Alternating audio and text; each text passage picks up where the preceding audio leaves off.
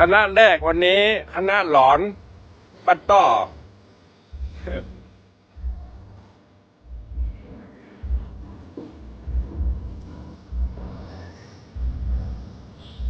ป้ามันอยู่เพื่อกะ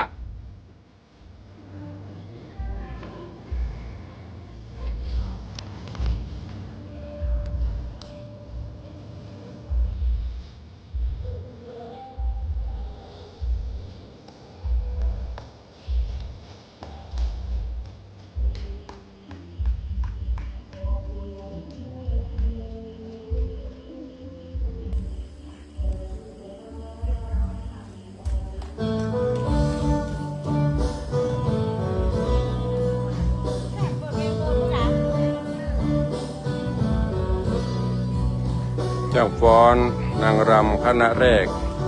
วัดบ้านท่อเมืองลังอำเภอเมืองเชียงใหม่ได้นำคณะจ้างฟ้อน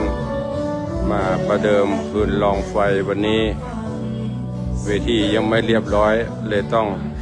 เต้นกลางควงวัดการลานวัดวันนี้อนุโมทนาบุญขอบคุณตัวเนอร์ไม่ใช่ประเดิมเวทีนะประเดิมลานวัดคณะแรก